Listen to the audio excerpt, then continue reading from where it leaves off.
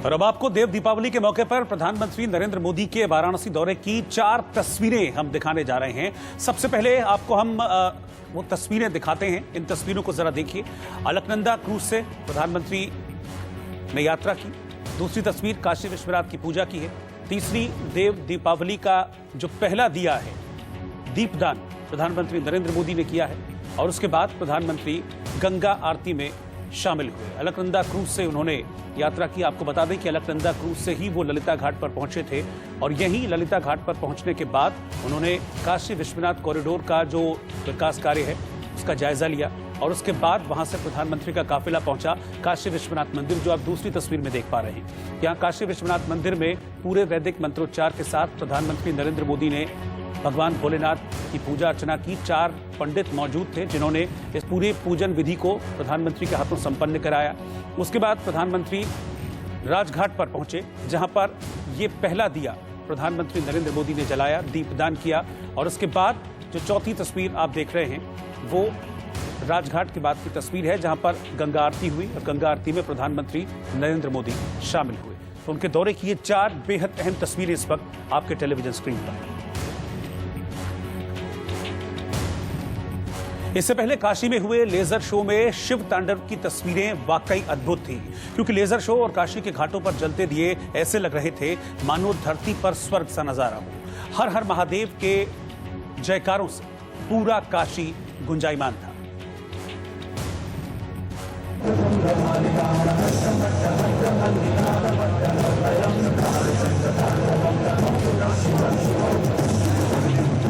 आपको बता दें कि चेत सिंह घाट पर यह लेजर शो आयोजित किया गया था और बाकायदा इसकी एक थीम रखी गई थी इस लेजर शो की, जिसमें गंगा, भगवान शिव और काशी की महिमा, इसको पूरी तरह से इस लेजर शो के जरिए चित्रित किया गया।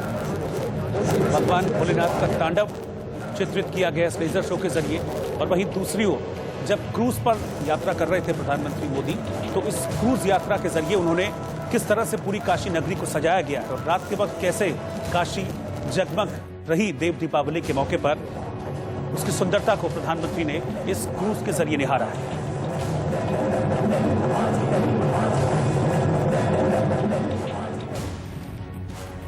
इससे पहले राजघाट पर देव दीपावली के कार्यक्रम में प्रधानमंत्री मोदी ने पहला दीप जलाया और देव दिवाली की शाम को दिया जलाकर वाराणसी में एक इतिहास रचा।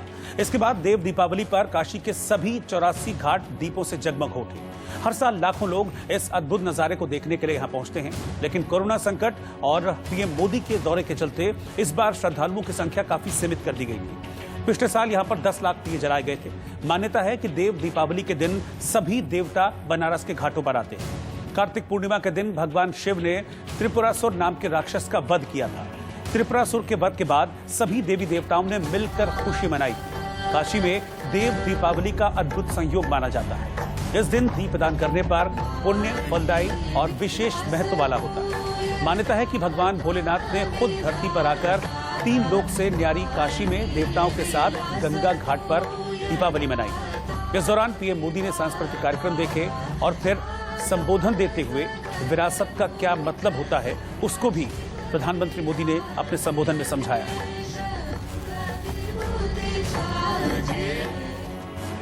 विरासत का मतलब है देश की धरोहर।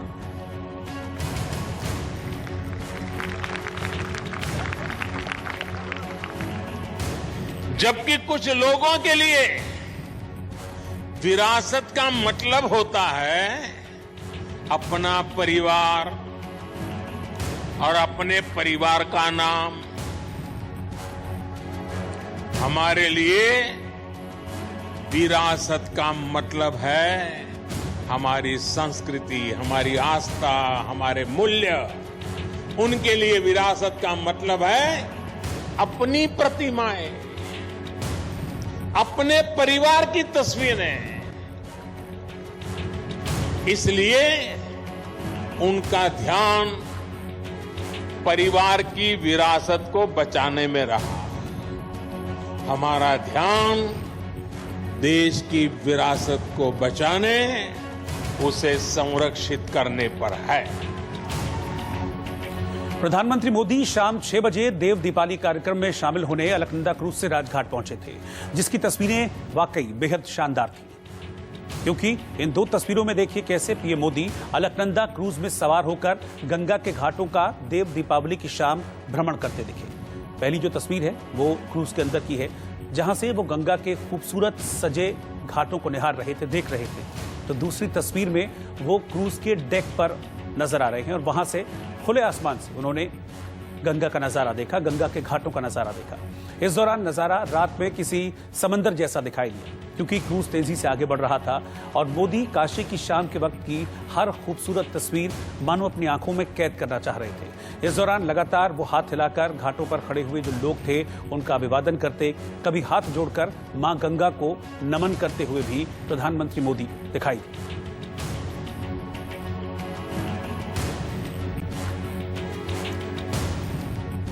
बतौर प्रधानमंत्री अपने संसदीय क्षेत्र वाराणसी में प्रधानमंत्री मोदी का ये 23वां दौरा है, जबकि दूसरे कार्यकाल में वो तीसरी बार यहां पहुंचे। इससे पहले आखिरी बार वो 16 फरवरी को काशी आए थे।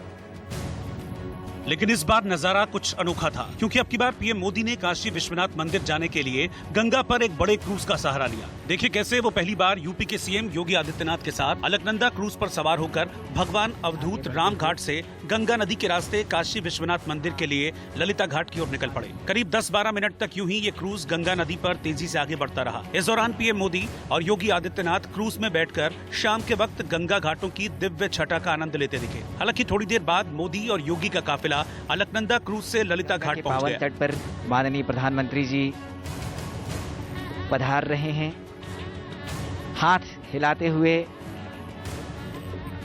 काशी की जनता का अभिवादन स्वीकार करते हुए अत्यंत प्रसन्न चित्त मुद्रा। इसके बाद पीएम मोदी जैसे ही आगे बढ़े तो उन्हें घाट के किनारे बालू पर सुंदर सुंदर कलाकृतियां दिखी और वो कुछ देर तक उन्हें निहारते रहे। काफिला आगे बढ़ा और वो काशी विश्वनाथ मंदिर पहुंचे, जहां मंत्रोच्चार के साथ पुरोहितों ने पूजा अर्चना करवाई। मंगलम पार्वतीनाथ सर्वमंगल मंगलम।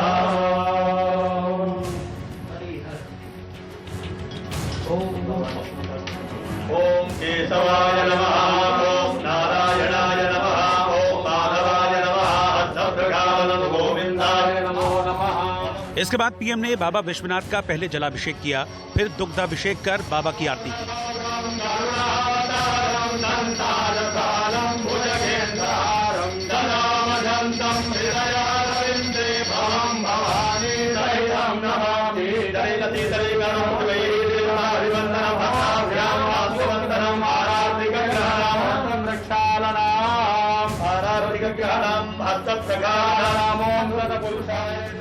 विधिवत पूजा आरती संपन्न होने के बाद पीएम मोदी ने दोनों हाथ जोड़कर बाबा का आशीर्वाद लिया और देशवासियों के मंगल की कामना की।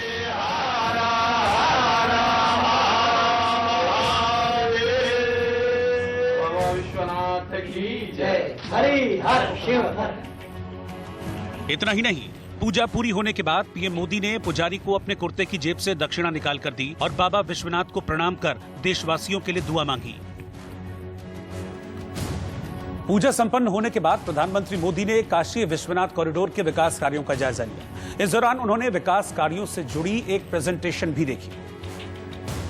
में माननीय प्रधानमंत्री जी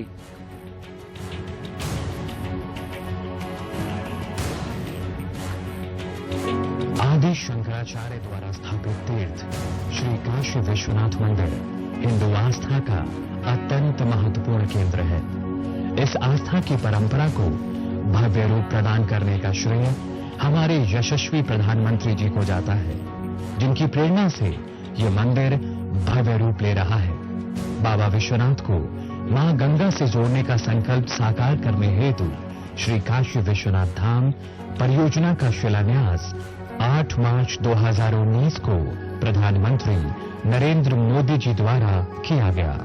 50,261 वर्ग मीटर विस्तृत क्षेत्रफल की इस गतिमान सौंदर्यीकरण परियोजना में कुल 24 भवनों का निर्माण किया जा रहा है। परियोजना क्षेत्र में स्थित लगभग 63 छोटे बड़े मंदिरों, जिनमें मुख्य रूप से 5 पांडव, गंगेश्वर महादेव, मनोकामेश्वर, नीलकंठ महादेव, द्वादश लिंग तथा अन्य मंदिरों का पुनर्स्थापना एवं संरक्षण व परिसर में स्थित गोयनका लाइब्रेरी का आधुनिकीकरण किया जा रहा है। परियोजना में चिन्हित 314 भवनों के प्रभावित परिवारों का उचित पुनर्वासन किया गया है। इस परियोजना का मुख्य आकर्षण मंदिर परिसर है, जिसका क्षेत्रफल 3175 वर्ग मीटर है। इसके साथ ही मंदिर चौक, city museum, Varanasi gallery, multipurpose hall, पर्यटक सुविधा केंद्र, मुमुक्षु भवन, गेस्ट हाउस, नीलकंठ मंडप, सुरक्षा कार्यालय, यात्री सुविधा केंद्र, भोगशाला, आधुनिक बुक स्टोर, जलपान केंद्र, यज्ञ हवन के लिए वैदिक केंद्र की स्थापना व दिव्यांग जनों की सुविधाओं के अनुरूप निर्माण किया जा रहा है। यह कार्य उत्तर प्रदेश लोक निर्माण विभाग द्वारा किया जा रहा है। वर्तमान समय में लगभग 28% कार्य पूर्ण हो चुका है। इस परियोजना के कार्य में लगभग 1500 कर्मी अपनी सेवाएं दे रहे हैं। श्री काशी विश्वनाथ धाम को अगस्त 2021 तक पूर्ण कर देश के दैदीप्यमान प्रतीक के रूप में जनमानस को समर्पित कर दिया जाएगा।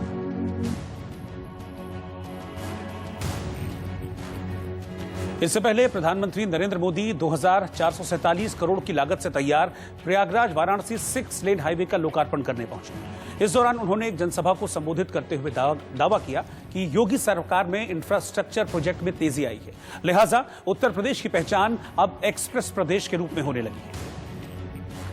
हालांकि इससे पहले पीएम मोदी ने खजूरी गांव में प्रयागराज वाराणसी 6 लेन हाईवे का रिमोट से लोकार्पण किया और पूर्वांचल की जनता को बड़ी सौगात दी। नया अध्याय इस राजमार्ग के लोकार्पण के माध्यम से बहुत बहुत धन्यवाद माननीय प्रधानमंत्री जी।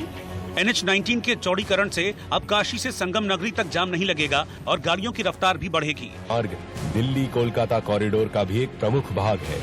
स्वर्णिम चतुर्भुज से जुड़ते हुए यह राजमार्ग पूर्वी उत्तर प्रदेश के प्रमुख जनपदों प्रयागराज, भदोही, मिर्जापुर तथा वाराणसी से होकर गुजरता है।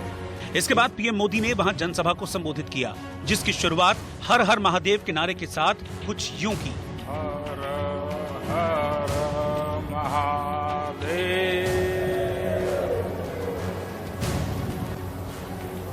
मेरी काशी के मेरे प्यारे भाई और बहनों, आप सबके प्रणाम बा। इसके बाद पीएम ने योगी राज में इंफ्रास्ट्रक्चर प्रोजेक्ट में तेजी आने का दावा किया, तो पीएम के भाषण से पहले बोलते हुए सीएम योगी ने 6 लेन सड़क के लिए प्रधानमंत्री मोदी का शुक्रिया अदा किया कि उत्तर प्रदेश में योगी जी और उनकी पूरी टीम ने सरकार बनने के बाद यहां भी इंफ्रास्ट्रक्चर निर्माण में अभूतपूर्व तेजी आई। पहले उत्तर प्रदेश के इंफ्रास्ट्रक्चर की स्थिति क्या थी, ये आप सभी भली भांति जानते हैं। आज उत्तर प्रदेश की पहचान एक्सप्रेस प्रदेश के रूप में सशक्त हो रही है।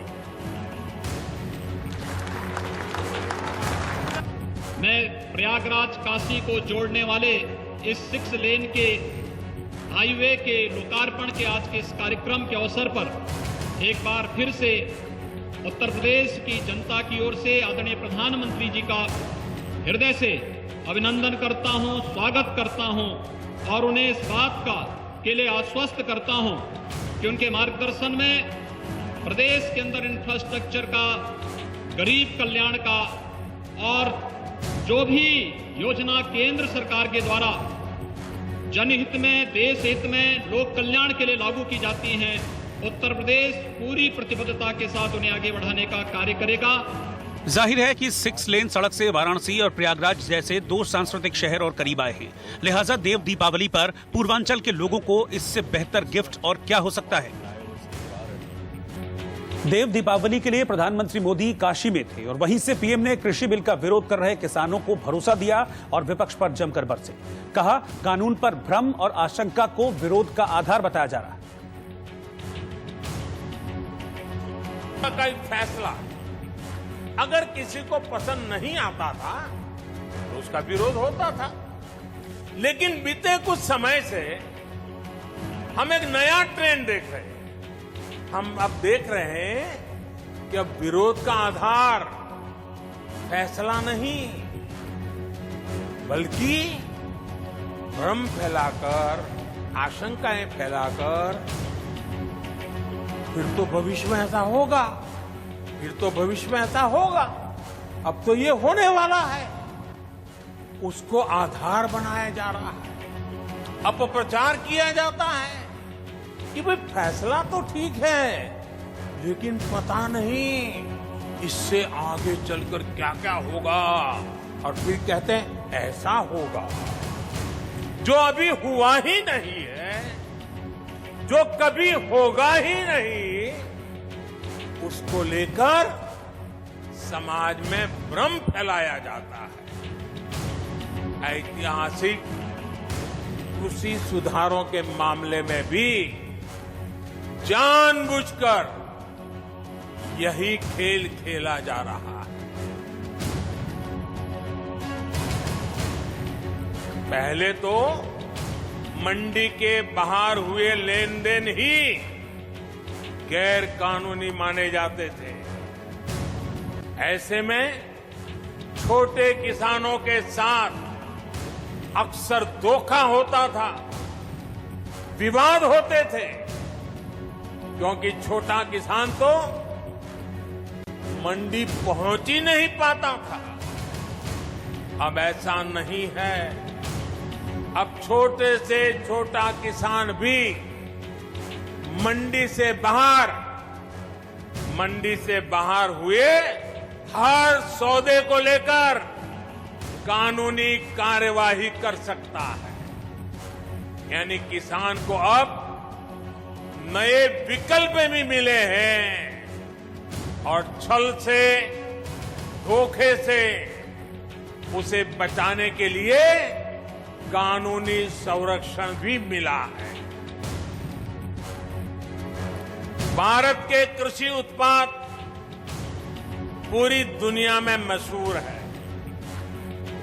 क्या किसान के इस बड़े मार्केट और ज्यादा दाम तक किसान की पहुंच होनी चाहिए कि नहीं होनी चाहिए?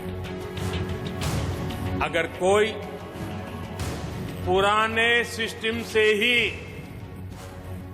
लेन देन को ठीक समझता है तो उस पर भी इस कानून में कहां कोई रोक लगाई है भाई। साथियों, नए कृषि सुधारों से किसानों को नए विकल्प और नए कानूनी संरक्षण ही तो दिए गए हैं। उधर लगातार 5वें दिन भी दिल्ली के अलग अलग बॉर्डर पर किसान डटे हैं। सरकार को साफ मैसेज है कि जब तक उनकी मांगें नहीं मानी जाएंगी, किसान पीछे हटने वाले नहीं। पंजाब में आज गुरु पर्व का त्योहार है, लेकिन आंदोलन कर रहे किसानों ने बॉर्डर पर ही प्रार्थना की। उनका सबसे बड़ा त्योहार दिल्ली बॉर्डर पर मनाया गया। लंगर का आयोजन हुआ और प्रेम भाव से सुरक्षा में जुटे पुलिसकर्मियों और जवानों को भी लंगर खिलाया गया। इस तरह कृषि कानूनों के खिलाफ सड़क पर उतरे पंजाब के किसानों की आस्था अधिकार की लड़ाई से जुड़ गई। दिल्ली हरियाणा के सभी बॉर्डर पर जुटे किसानों ने अपना फैसला सरकार को पहले ही सुना दिया है। जब तक सरकार बिना शर्त उनसे बात नहीं करती, वो दिल्ली बॉर्डर से नहीं हटने वाले। धरना देने के लिए दिल्ली के बुराड़ी इलाके में किसान जाने को तैयार नहीं है, लेकिन गुरु पर्व के मौके पर दिल्ली बॉर्डर भक्ति और आस्था के रंग से सराबोर नजर आया। सिंधु बॉर्डर क्या, हर बॉर्डरों पे हम कहें किसान बैठे हुए हैं अपनी मांग को लेकर।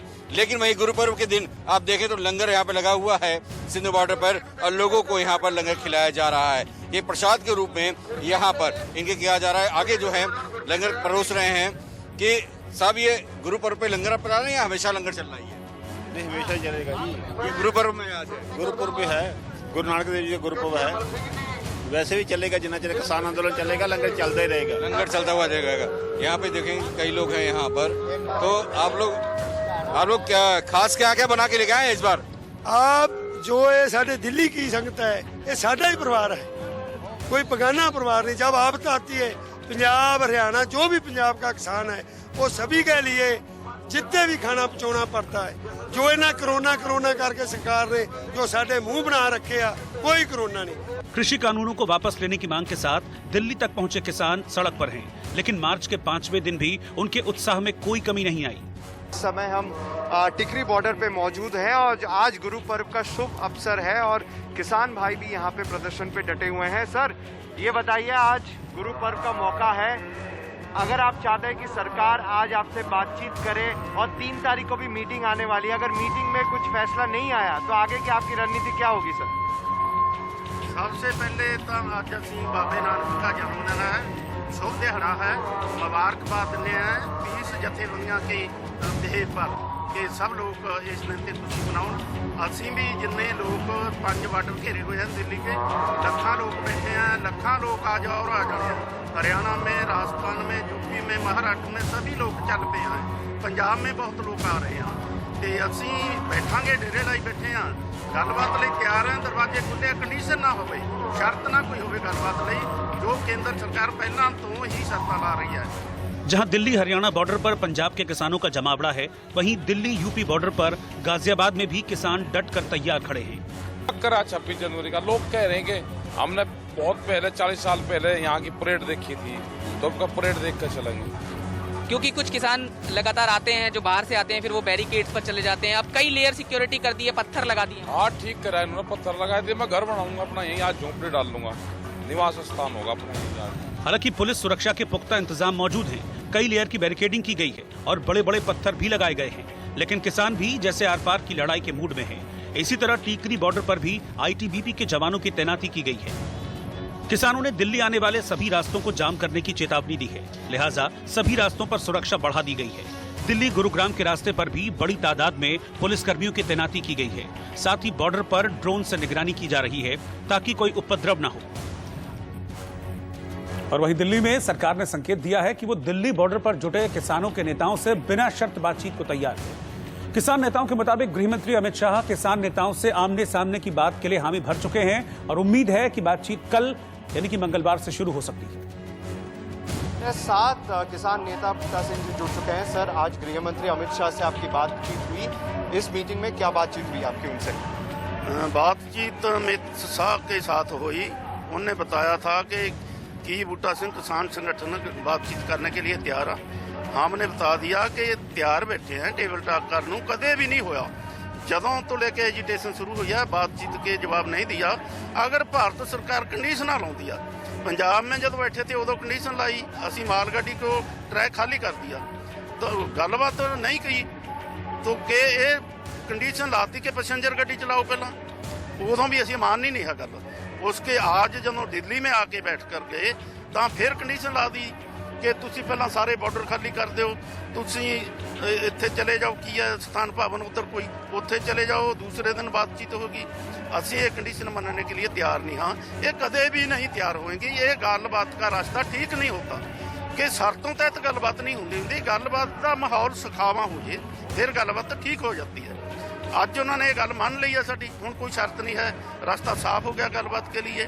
शाम तक सानू लिखती लेटर आ जाएगा भारत सरकार का, कल बाद दोपहर गलबात हो जाएगी, गलबात टेबल टॉक होएगा, वो हल की निकलता कल को बता देंगे, निकलता भी आ जाना निकलता कोई अंतर्जामी नहीं है कि दस दिए कल की होगा, बातचीत हो। सर आगे की आपकी रणनीति क्या रहेगी? रणनीति देखो, जो एजिटेशन चल रही है बॉर्डर पर चल रही है, बॉर्डर सील है, सारे बॉर्डर सील रहेंगे। पंजाब में जो एजिटेशन चलती है वो भी चलती रहेगी, तो नाल दी नाल जिहड़े होर किसान है पंजाब से, हरियाणा से, यूपी से, मध्य प्रदेश से आउंदे रहेंगे, सारी सड़क जाम होंदी रहेगी। एक छोटा अंदोलन है, बहुत बड़ा इंडिया लेवल का अंदोलन है। ये मैं उम्मीद जताउना कि अगर गलबात का हल नहीं निकलता तो पंजाब से लेके दिल्ली तक मेन जिहड़े नैशनल हाईवे है उन्हां पर ट्रैक्टर ट्रालियां ही होंगे, जाम ही होगा, किसी पासे कोई रास्ता नहीं। सर आप दोबारा गृह मंत्री से कब मिलेंगे फिर, अगर उनके तरफ से शाम को अगर लेटर आया तो? देखो ये लेटर आएंगे फिर गलबात होगी, अगर लेटर नहीं आता फिर नहीं। तो लेटर में क्या आशा है आपकी, क्या हो सकता है लेटर में? लेटर में तो सद्दा पत्र होगा, टेबल टॉक होगा, लेटर में होर कुछ नहीं होगा, वो डिमांड नहीं होगी, डिमांड पत्र सारा पहले। काशी से प्रधानमंत्री मोदी से कृषि कानूनों पर सियासत करने का आरोप लगाते हुए विरोधी दलों पर पीएम ने हमला बोला है। लेकिन दिल्ली बॉर्डर पर किसानों की मौजूदगी से सियासी पारा चढ़ा हुआ है। राहुल गांधी ने एक बार फिर से सरकार को घेरा और उनके निशाने पर सीधे पीएम मोदी रहे। राहुल ने किसानों के समर्थन में एक वीडियो ट्वीट किया और लिखा, देश का किसान काले कृषि कानूनों के खिलाफ ठंड में अपना घर खेत छोड़कर दिल्ली तक आ पहुंचा है। सत्य और असत्य की लड़ाई में आप किसके साथ खड़े हैं, अन्नदाता किसान या पीएम के पूंजीपति मित्र? वहीं कांग्रेस के साथ महाराष्ट्र में सरकार चला रही शिवसेना भी किसानों के मुद्दे पर हमलावर है। किसानों को, मजदूरों को जो आंदोलन अपने हक के लेकर, अपनी जायज मांग लेकर देश की राजधानी में जा रहे हैं, ठीक है आपने रोक लिया उनको, लेकिन उनको खलिस्तानी कहना, टेररिस्ट कहना, आतंकवादी कहना, ये किसी भी सरकार को शोभा नहीं देता। पंजाब का किसान, हरियाणा का किसान, महाराष्ट्र का किसान मेहनत करता है और देश का पेट भरता है, अन्नदाता है। तो आप उनकी मांग तो एक बाजू में रखें, लेकिन उनका सम्मान तो कीजिए, उनका अपमान तो मत कीजिए।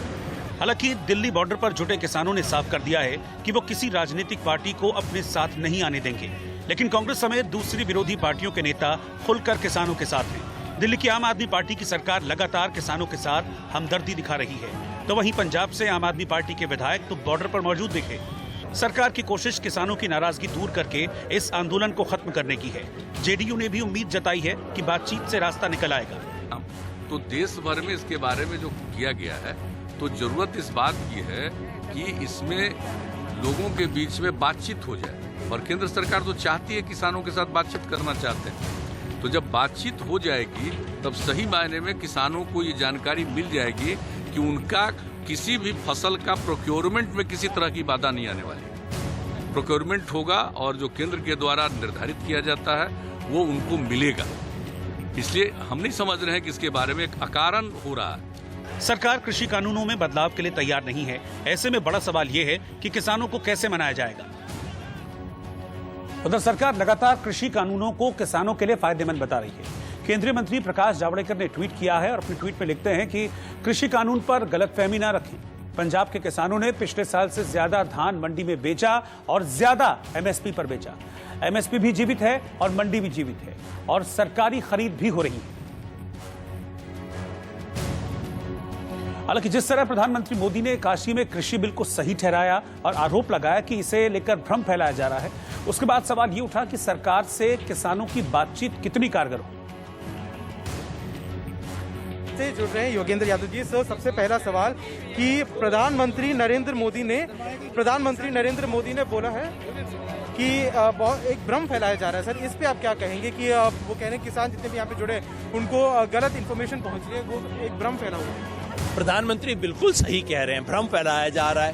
पहला भ्रम ये कि सिर्फ पंजाब का आंदोलन है, जबकि पूरे देश के किसान जुड़ रहे हैं। दूसरा भ्रम ये कि किसान को पता ही नहीं कि उसके हक में क्या है, किसान 5 साल का बच्चा है क्या। तीसरा भ्रम ये फैलाया जा रहा है कि इस आंदोलन का कोई नेता नहीं है। अरे भाई, 30 मेंबरी कमेटी है, 7 मेंबरी कमेटी है, सब स्पष्ट है। चौथा भ्रम ये फैलाया जा रहा है कि साहब खालिस्तानी है ये। अरे, हर पगड़ी पहनने वाले को खालिस्तानी कह दोगे?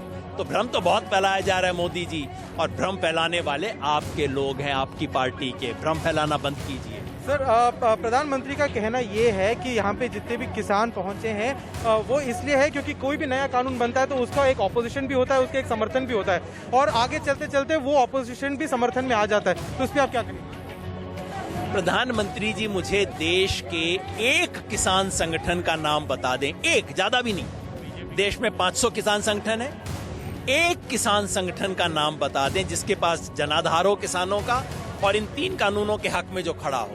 खुद आरएसएस का किसान संगठन भारतीय किसान संघ, वो भी उसका विरोध कर रहा है। तो वो कह रहे हैं कुछ समर्थन में है, कुछ विरोध में है। समर्थन वाले मैं तो टॉर्च लेके ढूंढ रहा हूं जी, मेरे को दिखा दो। अभिनेत्री उर्मिला मातोंडकर मंगलवार को शिवसेना में शामिल हो जाएंगी। अभिनेत्री उर्मिला मातोंडकर मंगलवार को शिवसेना में शामिल हो जाएंगी। उन्होंने 2019 में कांग्रेस के टिकट पर लोकसभा का चुनाव लड़ा था और बाद में पार्टी छोड़ दी थी। कोविशील्ड वैक्सीन के ट्रायल के दौरान वॉलंटियर ने साइड इफेक्ट का आरोप लगाया। साथ ही वॉलंटियर ने 5 करोड़ रुपए का हर्जाना मांगा है। वहीं कंपनी ने आरोप को गलत बताया है और 100 करोड़ की मानहानि की चेतावनी दी है। कोविड-19 की मौजूदा स्थिति को लेकर केंद्र सरकार गंभीर है और इस मुद्दे पर चर्चा करने के लिए पीएम मोदी 4 दिसंबर को सभी दलों के नेताओं के साथ बैठक करेंगे। दिल्ली के निजी लैब में RT-PCR जांच अब कम कीमत में होगी। ये जांच अभी 2400 रुपए में हो रही है, जिससे सरकार ने 1000 रुपए करने का प्रस्ताव रखा है। भारत ऑस्ट्रेलिया वनडे मुकाबले के दौरान एक भारतीय युवक ने अपनी प्रेमिका को प्रपोज किया। वहीं युवक की ऑस्ट्रेलियाई गर्लफ्रेंड ने उसके प्रस्ताव को स्वीकार कर लिया। गुरु नानक देव जी के 551वें प्रकाश पर्व पर अमृतसर में रौनक देखी गई। इस मौके पर बड़ी संख्या में भक्त हरमंदिर साहब पहुंचे और मत्था टेका। उत्तर प्रदेश में उन्नाव रेप पीड़िता के केस की पैरवी करने वाले वकील महेंद्र सिंह की मौत हो गई। 28 जुलाई 2019 में वकील रेप पीड़िता के साथ एक हादसे में गंभीर रूप से घायल हो गए थे। महाराष्ट्र के चंद्रपुर जिले में सामाजिक कार्यकर्ता बाबा आमटे की पोती डॉक्टर शीतल आमटे ने आत्महत्या कर ली। शीतल आनंदवन के महारोगी सेवा समिति की CEO थी। उत्तर प्रदेश में कौशाम्बी के सिराथू रेलवे स्टेशन के पास क्रॉसिंग पर एक बाइक ट्रेन से टकरा गई। इस घटना में बाइक ट्रेन में फंस गई और उसमें आग लग गई। बाइक को गैस कटर से काटकर बाहर निकाला गया। मुंबई में BMC सार्वजनिक जगहों पर बिना मास्क पाए गए लोगों से 200 रुपए का जुर्माना वसूलेगा। साथ ही ऐसे लोगों को फ्री में मास्क भी दिया जाएगा। अमेरिका की एक कोर्ट पाकिस्तानी मूल के कैनेडियाई कारोबारी तहव्वुर राणा के प्रत्यर्पण के मामले में 12 फरवरी को सुनवाई करेगी। भारत ने राणा को 2008 में मुंबई में हुए आतंकवादी हमलों के मामलों में भगोड़ा घोषित किया है। अमेरिका के नवनिर्वाचित राष्ट्रपति जो बाइडेन अपने कुत्ते के साथ खेलने के दौरान चोटिल हो गए। उनके दाहिने पैर की मांसपेशी में खिंचाव आ गया है। वहीं डोनाल्ड ट्रंप ने बाइडेन के जल्द स्वस्थ होने की कामना की है। ऑस्ट्रेलिया टीम के स्टार बल्लेबाज डेविड वार्नर चोटिल हो गए हैं। इसके बाद अब वो कैनबरा वनडे के साथ साथ T20 सीरीज भी नहीं खेल पाएंगे। JNU की पूर्व छात्र शेहला रशीद के खिलाफ उनके पिता अब्दुल रशीद शोरा ने शिकायत दर्ज कराई। उनका कहना है कि बेटी शेहला उन्हें मौत की धमकी दे रही है। अब्दुल ने शेहला के खिलाफ जांच की मांग की है। अब्दुल शोरा के अनुसार शेहला कुख्यात गतिविधियों में शामिल है। कहते हैं कि मेरे घर में राष्ट्र विरोधी गतिविधियां चल रही हैं। उन्होंने शेहला के बैंक अकाउंट की जांच की मांग की है। जम्मू कश्मीर के DGP को लिखे पत्र में अब्दुल रशीद शोरा ने दावा किया है कि शेहला ने कश्मीर केंद्रित राजनीति में शामिल होने के लिए कुछ कुख्यात लोगों से 3 करोड़ रुपए नकद दिए।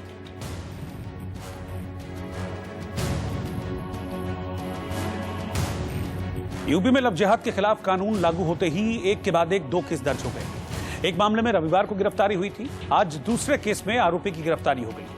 आरोप है कि ताहिर हुसैन नाम के एक आदमी ने कुणाल शर्मा बनकर एक हिंदू लड़की को अपने जाल में फंसाया और मंदिर जाकर शादी कर ली। लेकिन प्रेग्नेंट होने के बाद वो युवती पर धर्म परिवर्तन का दबाव बनाने लगा। यहां तक कि उसने युवती के साथ मारपीट की, जिससे गर्भ में ही बच्चे की मौत हो गई। केस दर्ज होने के बाद पुलिस ने आरोपी को गिरफ्तार कर लिया है। उसे जेल भेज दिया गया है।